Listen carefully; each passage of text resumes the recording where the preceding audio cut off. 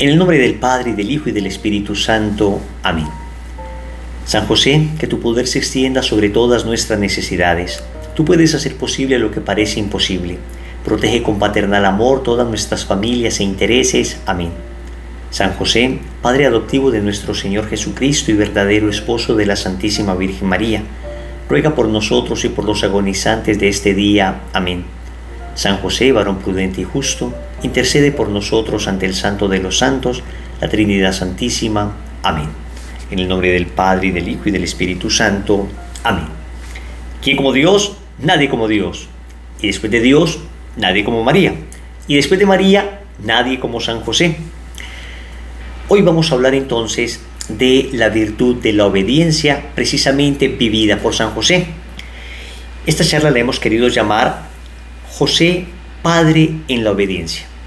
Y precisamente nos vamos a basar en el capítulo 3 de esta bella carta apostólica del Santo Padre, el Papa Francisco, con la que convocó este año josefino en el que nos encontramos, conmemorando precisamente los 150 años de la consagración de la Iglesia a San José como patrón universal.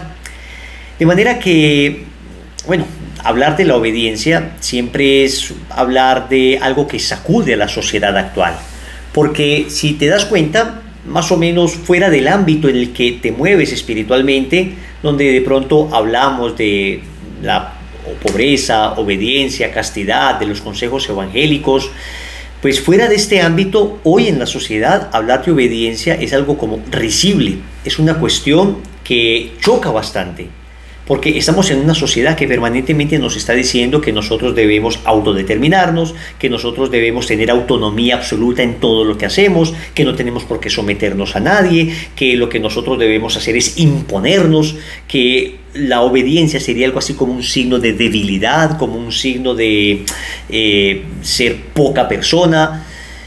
¿Cómo contrasta esto con el Evangelio? Que nos dice que Jesucristo fue obediente hasta la muerte y muerte de cruz, y por esa muerte fuimos redimidos. Curiosamente, es la virtud por la que fuimos redimidos, por la obediencia de Cristo. Y por eso el demonio detesta tanto la obediencia. Y precisamente fue la virtud que el demonio no fue capaz de cumplir y por la que pasó de ser un ángel bellísimo a ser el más de los horripilantes seres creados por Dios, Satanás. Por eso el demonio detesta tanto la obediencia. Y por eso es muy bello hablar de la obediencia de San José.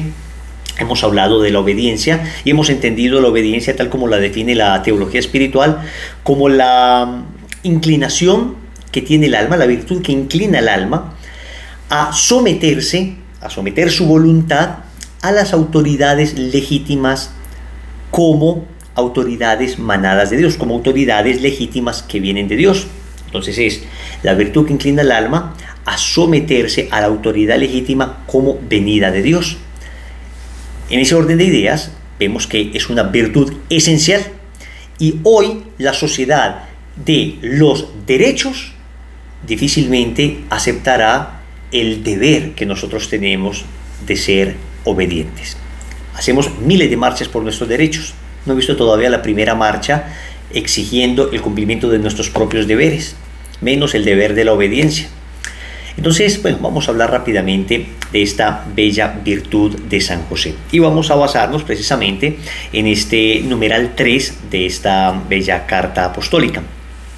El Santo Padre comienza a decir que toda la vida de San José fue una vida de obediencia. Y primero nos menciona la obediencia que tuvo a Dios, en primer lugar. Porque cuando hablamos de obediencia, al primero que debemos obedecer es a Dios. El apóstol San Pedro le dirá al Sanedrín, hay que obedecer primero a Dios antes que a los hombres. Primero a Dios antes que a los hombres. Hay unos signos clarísimos de la obediencia de San José a Dios, especialmente manifestada en los 4 sueños que tuvo San José, a través de los cuales Dios le fue indicando con claridad su voluntad. Recordemos, el primer sueño era cuando José estaba precisamente en esa lucha interior, en ese desconcierto, veía a María embarazada, sus ojos no le engañaban y sin embargo tenía la absoluta certeza de que su esposa era casta, de que era la más santa de las mujeres. Pero veo la más santa de las mujeres embarazada. Prefiero creer a la santidad de María que a mis propios ojos. Y esto generaba en San José un terrible sufrimiento interior. Y entonces San José, ¿qué hizo? Pues lo que hace un santo. En vez de emitir juicios, prefiero alejarme. Me sustraigo del juicio. Cuando estaba pensando San José alejarse, irse, se le aparece el ángel y le dice a San José que no debe temer llevar a María a su casa. No temas aceptar a María tu mujer, porque lo engendrado en ella es del Espíritu Santo. Mateo capítulo 1, versículo 20. ¿Qué hizo San José? Inmediatamente obedeció. Y dice Mateo 1:24, cuando José despertó del sueño, hizo lo que el ángel del Señor le había mandado. En el primer sueño, ante la duda, responde con humildad, y la obediencia disipa la duda. La obediencia disipa la duda. Señores, ¿cuántas veces nosotros tenemos dudas en la vida espiritual? ¿Cuántas veces nosotros tenemos ese tipo de luchas interiores? Y hoy nosotros tenemos el mal hábito de querer resolver todas esas dudas por nuestras propias cuentas. El mal hábito de querer solucionar todo por nuestros propios medios. San José nos enseña que es la obediencia a Dios la que termina disipando estas dudas. Nosotros en este caso hablaríamos de un buen director espiritual. Hablaríamos de la necesidad de, en medio de la duda, unirnos a Dios y decirle: Señor, muéstrame con claridad y te obedeceré y seguiré lo que tú me digas. Primero se obedece a Dios. Primero se obedece a Dios. Entonces, en medio de la duda, hay que acercarse a Dios. Es curioso que muchas veces la gente en la vida espiritual, cuando tiene una duda de vida espiritual, lo que hace es alejarse de Dios para encontrar respuestas. Deja de orar, deja de ir a su comunidad, deja de leer la palabra de Dios, se aleja de aquello que podría darle respuesta. San José nos enseña que en medio de la duda tenemos que acercarnos al único que nos puede dar respuesta. Luego tiene un segundo sueño San José. El ángel le ordena que tome a Jesús y a María consigo y se vaya a Egipto, porque Herodes quería matar. Eso está en Mateo capítulo 2, versículo 13, y San José no dudó un instante en hacer lo que decía el ángel. Dice Mateo 2:14, se levantó, tomó al niño de noche y a su madre y se fue a Egipto, donde estuvo hasta la muerte de Herodes. En este caso lo que Dios le pide es desacomodarse para salvar algo más importante que su propia comodidad, y era la vida de Jesús y la vida de María.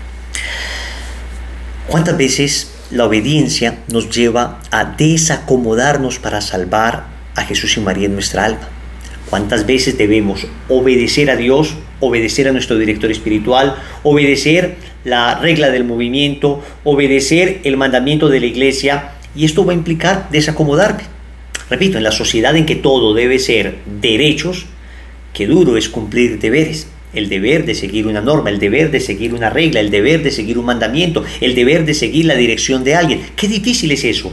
Pues muchas veces ese deber de seguir a alguien o ese deber de seguir la voluntad de Dios manifestada claramente, o en la iglesia, o en la palabra de Dios, o en la regla del movimiento, o en fin, pues muchas veces nos va a desacomodar, nos va a sacar de la comodidad, nos va a sacar del estado y la zona de confort donde nos encontramos, pero a veces será el único camino para salvar a Jesús y María en nuestra alma.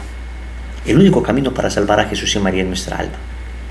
Sí, en ocasiones orar el rosario tarde de la noche implica desacomodarnos, pero es la manera de salvar a Jesús y María.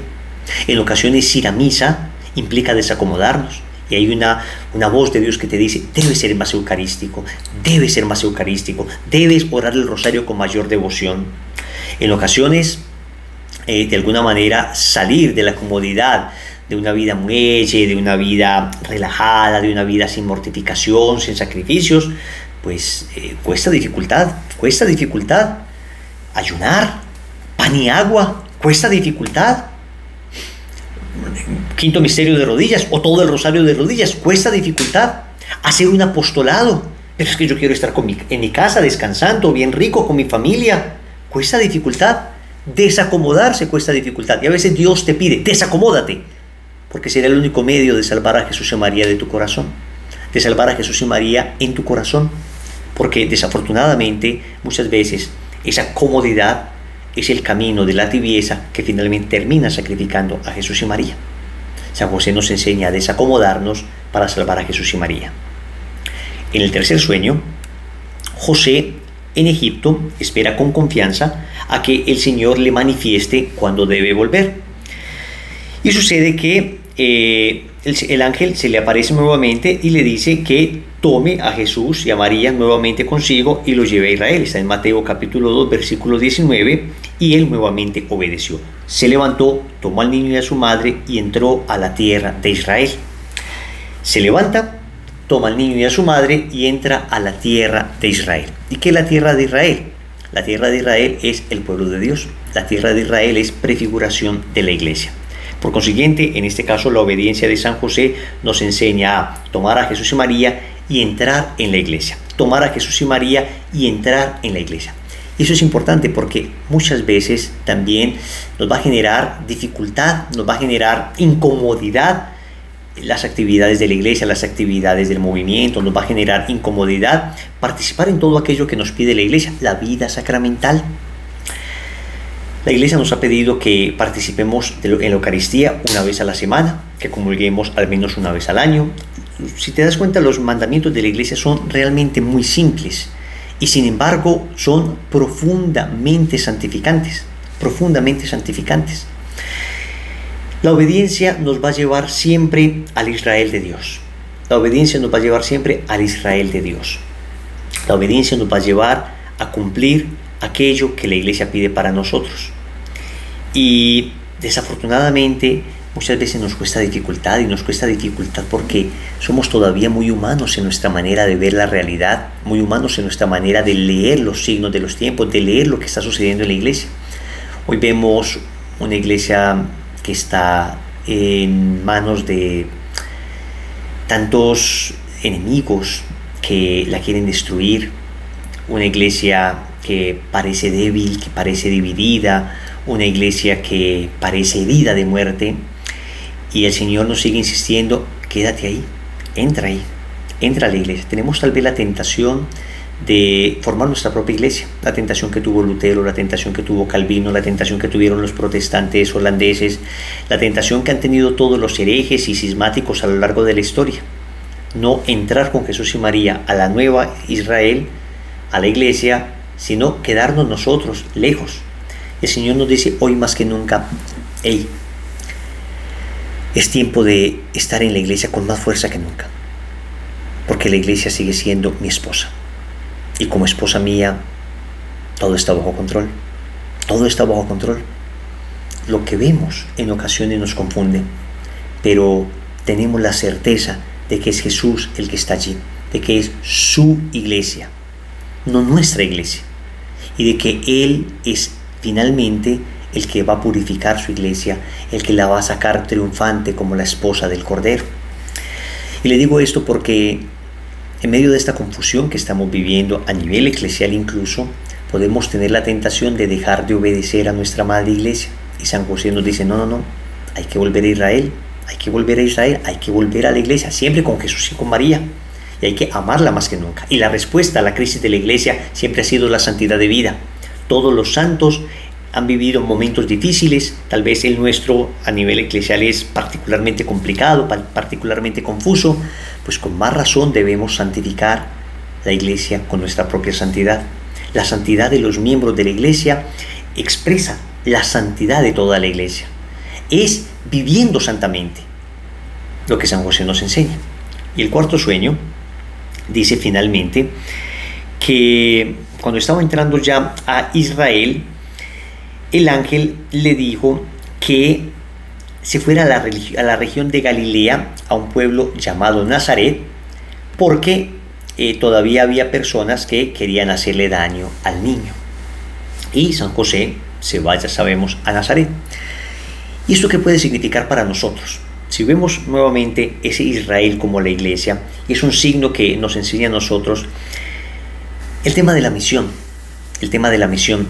San José, que digamos había nacido en Belén, San José que quería estar tal vez en Jerusalén, cerca del templo, pues es mandado a la Galilea de los gentiles. Y en la Galilea de los gentiles, ¿cuánta misión habrán hecho ellos? Se llamaba Galilea de los gentiles precisamente por la cantidad de contaminación espiritual que había en aquel lugar. Digamos que la fe judía no se vivía allí de manera pura, límpida, impecable como se vivía en Jerusalén, y Dios les manda allá. Muchas veces nosotros queremos estar digamos, solamente donde haya todo limpio, todo pulcro, todo inmaculado. Entonces no queremos mezclarnos con nadie. Entonces corremos esa tentación de segregarnos en la iglesia, de ser un pequeño nicho, un pequeño grupito que no quiere estar en nada más que con ellos. A ver. Tenemos que tener un equilibrio en esto. Por una parte, tenemos que entender que como comunidad, como movimiento, cada uno de nosotros tenemos una vocación a estar juntos y a cuidar la doctrina, y a cuidar la fe, y a cuidar, digamos, todo lo que Dios nos ha regalado en la espiritualidad. Pero esto sin perder de vista que pertenecemos a la iglesia y que debemos tratar de dar lo que nosotros recibimos a la iglesia.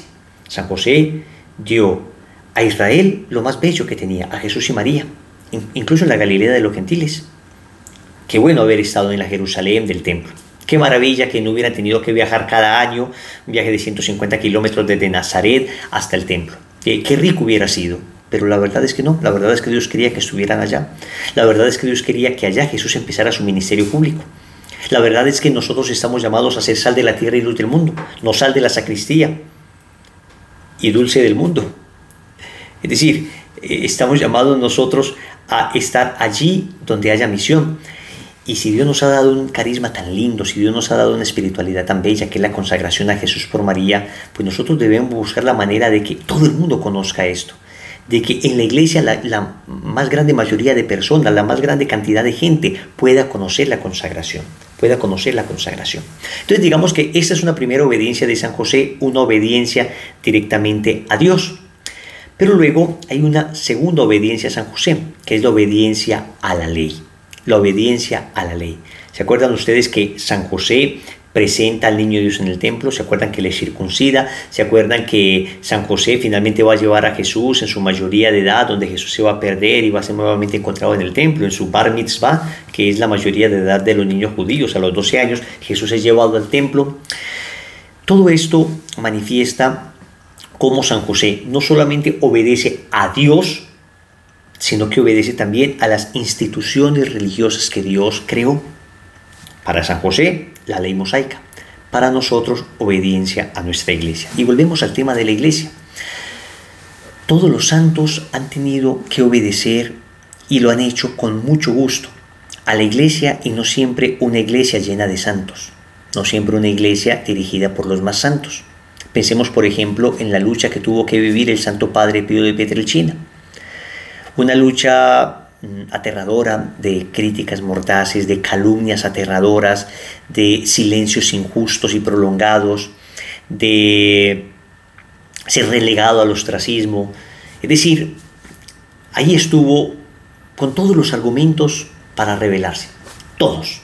Para decir, ¿por qué? A mí no me parece, es injusto. Y bajo todo punto de vista lo era. Y sin embargo uno puede asumir dos tipos de actitudes ante lo que parece una injusticia. La primera actitud, la justa. Yo voy a pelear, esto es injusto, a mí no me parece. Y entonces empiezo a sublevarme y empiezo a decir, es que ustedes no tienen la santidad suficiente para entenderme, ustedes están perdidos y en cambio yo sí conozco esto, yo estoy viviendo más fielmente lo que la iglesia me manda, ustedes que me van a enseñar, ustedes más bien están contra lo que la iglesia dice. Bueno, parece algo muy noble, ¿no? Parece algo muy noble, una aparente justicia. Lo que pasa es que normalmente está inspirada no por el deseo de la verdad, sino por la herida al amor propio, cuando se me pide una obediencia que no estoy dispuesto a dar. Entonces la soberbia me mueve y entonces yo voy a querer responder de esa manera. Y detrás se esconde una suficiencia humana. Es decir, yo creo que yo soy el que voy a resolver esto. Se me olvida que la iglesia es de Cristo. Y entonces, como yo creo que yo soy el que voy a resolver esto, voy a responder de una manera soberbia. Yo no digo que no sea justo, pedir explicaciones, que no sea justo nosotros dentro de la iglesia, a nuestro obispo, a nuestro párroco, a nuestros sacerdotes, que no sea justo en nuestro movimiento, decir, hombre, yo quisiera que se me explicara esto, yo quisiera aclarar eso. Está muy bien. Lo que pasa es que muchas veces el espíritu con que se hace es un espíritu de soberbia, es un espíritu contestatario, y es lo que estamos viendo hoy, desafortunadamente. Yo me pongo a pensar, ¿qué pasaría si fuésemos sometidos a una enorme injusticia? como los santos fueron sometidos. Pensemos en San Luis María Griñón de Montfort, que este santazo se le prohibía predicar en ciertas diócesis. Obispos jansenistas lo perseguían terriblemente. Y yo me pongo a pensar la actitud de este santo, la actitud de humildad, que yo creo que es la segunda actitud y es la actitud que nosotros deberíamos aprender hoy de San José, que cumplió las leyes. Y pónganse a pensar esto: San José fue al templo de quienes, digamos, donde quienes más tarde entregarían a Jesús al poder romano. Estos sacerdotes, estos sumos pontífices a los que San José iba a obedecer junto con María y con Jesús, serían ya los que más tarde terminarían entregando a Jesús a las autoridades romanas para que le crucificaran. O sea, no vayan a creer ustedes que en la época en que Jesús va con el niño Dios, pues todo estaba muy bien en el templo, todo estaba maravillosamente, y luego al cabo de unos 20 años todo se pervirtió. No. Ya el culto estaba corrompido. Ya los profetas habían señalado un culto corrompido. Y San José hubiera podido decir: pero yo tengo a Jesús, yo tengo al Mesías, yo que me voy a poner a ir allá donde una gente corrupta, donde una gente que ha acabado con el culto a Dios. Esto se volvió un mercado. Bueno, y sin embargo, ¿qué obediencia la de San José? ¿Por qué? Porque él sabía que la actitud es distinta. La actitud del santo es la actitud de confianza, donde yo sé, venga, es que yo no soy el que voy a resolver esto, Dios lo va a resolver. Y como yo sé que Dios lo va a resolver, a mí lo que me corresponde es obedecer. Me pongo a pensar en el Padre Pío de Pietrelcina.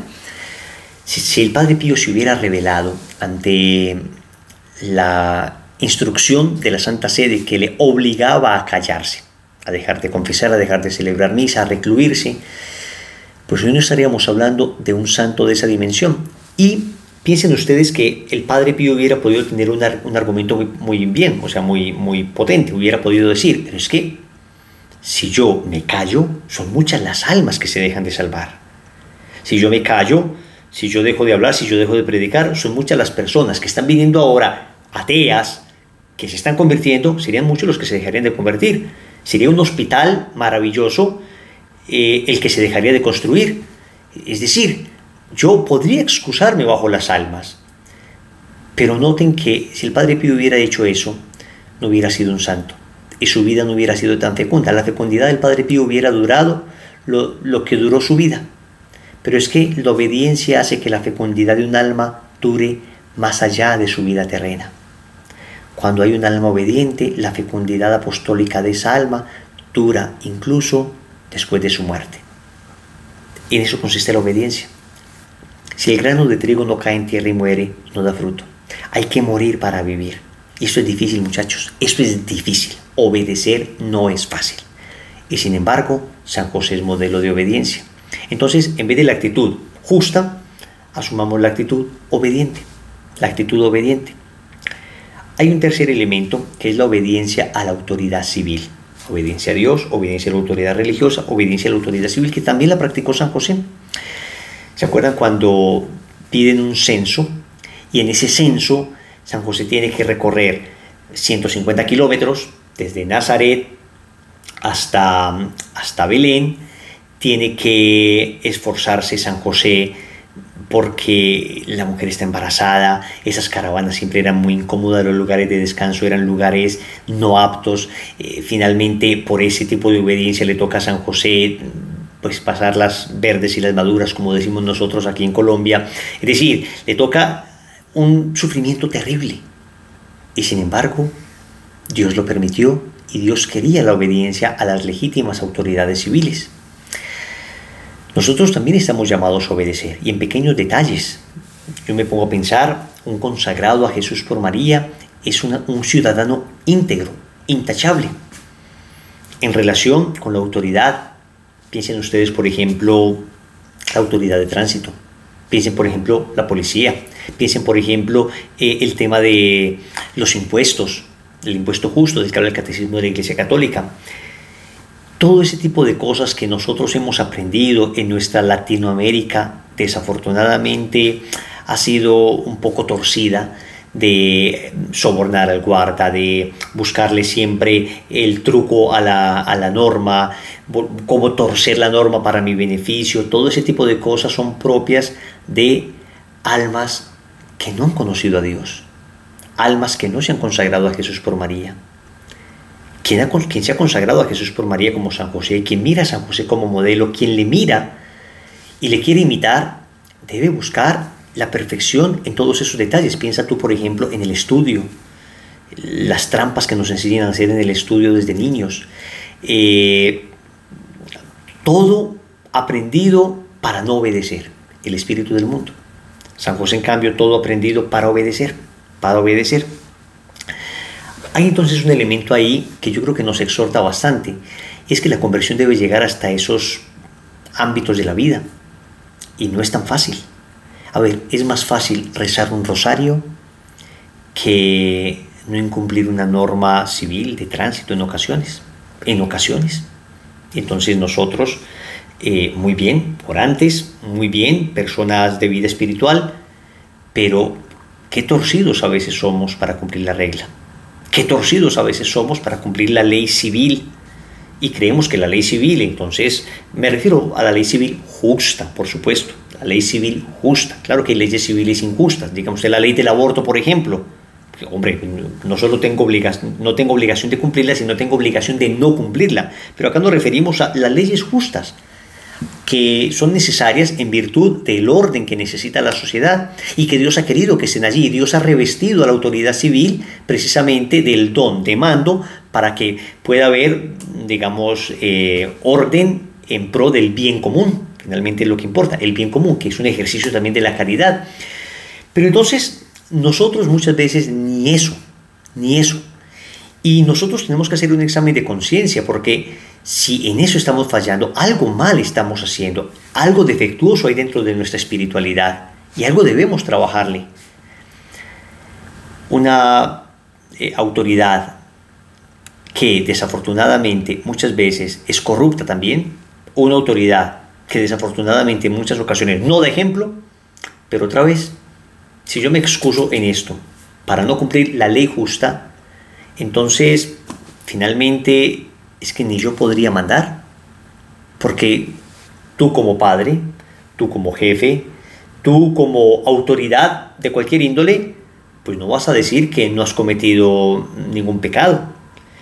Y si nosotros exigiéramos la santidad absoluta de aquel a quien vamos a obedecer, entonces ¿por qué nos dolería tanto que alguien no nos obedezca a nosotros cuando nosotros sabemos que todavía no somos santos? Es que la obediencia se hace mirando a Dios, no a la persona que manda. La obediencia se vive mirando a Dios, no a la persona que manda. Lo hago por motivos sobrenaturales, no tanto por motivos humanos. Y ahí la obediencia cambia. Esto tiene aplicaciones muy prácticas, misioneros, consagrados, hermanos, amigos, aplicaciones muy prácticas en la vida. Y yo creo que una primera gran aplicación es un examen de conciencia respecto a nuestra humildad, porque para obedecer se necesita humildad. Si no hay humildad, si en nuestro corazón hay prepotencia, orgullo, vanidad, si somos autosuficientes, si creemos que todo lo podemos, entonces pues ¿a quién vamos a obedecer? Pero si hay humildad y decimos, tan fácilmente me pierdo, Señor, y tú me has mandado a obedecer, entonces bajo el concepto de la verdadera humildad vamos a encontrar santidad. Quiero hacer una aclaración que nunca sobra, y es que hay momentos donde no deberíamos obedecer a ninguna autoridad. Cuando lo que se nos pide es pecado, por ejemplo, por supuesto que no debemos obedecer, mande quien mande. O cuando lo que se nos pide va más allá de la atribución de quien lo pide, pues tampoco tenemos obligación de obedecer. Si un guarda de tránsito me dice, le ordeno que venda el carro, pues hombre, no, es que eso va más allá de la atribución de quien lo pide. Un director espiritual me dice, te ordeno que te separes de tu mujer, eso va más allá de la atribución de quien me lo pide. Usted no me puede pedir eso. Usted como director espiritual me puede pedir que me confiese, que ore, pero no me puede pedir, venda la casa. Usted no me puede pedir eso. En tu comunidad no te pueden pedir, te ordenamos que hagas ese negocio. Va más allá de la atribución de quien lo pide. Aunque no sea pecado, va más allá de la atribución de quien lo pide. Entonces, primero, cuando es pecado, no se debe obedecer. Cuando va más allá de la atribución de quien lo pide, tampoco es obligatorio obedecer. Y finalmente, cuando lo que me piden es imposible en la práctica, pues tampoco estoy obligado a obedecer. Digo, a ver, tu director espiritual te dice, o tu confesor te dice, como penitencia vas a rezar 30 rosarios diarios. Pues por supuesto que no soy capaz en la práctica de obedecerlo. Tal vez en teoría sí sería capaz de hacerlo, pero tendría que vivir solo para rezar rosarios y tengo que comer, dormir, trabajar, estudiar, estar con mi familia. Entonces no puedo obedecer eso. Salvadas estas tres condiciones, hay que obedecer siempre. Hay que obedecer siempre. Hombre, que es que hay cosas que no me gustan, pues precisamente por eso se llama obediencia. Si todo lo que me piden me gustara, no sería obediencia, sería consenso. Nos ponemos de acuerdo en algo que nos guste a los dos y lo hacemos. Pero la obediencia no es consenso. Muy rico que en muchas ocasiones, cuando se obedezca, haya consenso. Que lo que yo obedezca, pues me guste obedecerlo. Pero en ocasiones no va a ser así. En ocasiones lo que voy a obedecer, pues no me gustará. Piensa tú, San José seguramente no estaba muy contento de viajar 150 kilómetros para ir a registrarse en el censo. Seguramente no estaba muy contento. Seguramente no era muy cómodo para él en un sueño tomar al niño, arrancar para Egipto, volver de Egipto. Seguramente eran cosas nada cómodas. Y sin embargo, obedece, obedece. Misionero, evalúa tu obediencia. Consagrado, evalúa tu obediencia. Wilson, evalúa tu obediencia. Es uno de los signos más claros de un buen espíritu, un alma obediente, que obedece con alegría, que obedece al instante, que obedece con generosidad. No esas obediencias mezquinas, no esas obediencias estrechas, no. Una obediencia amplia, generosa, alegre, una obediencia inmediata. Como decía Don Bosco, cuando te digan haz algo, no digas no me toca, sino voy al instante. Yo voy al instante, lo hago al instante. No digas no me toca, a ver, voy al instante, lo hago al instante. Evaluemos eso y pidámosle al Señor la gracia de, como San José, ser almas verdaderamente obedientes. Amado San José, hoy pedimos tu intercesión y hoy suplicamos la gracia de la obediencia. Ser obedientes como tú, obedientes en todo, porque fácilmente nos desviamos guiándonos por nosotros mismos. Y el Señor nos ha dado una luz maravillosa, una estrella brillante, la estrella de la obediencia que no dejará que nos perdamos. Y tú, San José, nos enseñas a obedecer y tu obediencia te llevó a las cumbres de una santidad inimaginable. Pero somos débiles, alcanzando la gracia de la obediencia, querido José, para que junto contigo podamos cantar las alabanzas del Cordero en compañía de la Inmaculada Concepción, de ese Cordero que vive y reina por los siglos de los siglos. Amén. En el nombre del Padre, y del Hijo, y del Espíritu Santo. Amén. Que la gracia de Dios sea con ustedes. Bendiciones.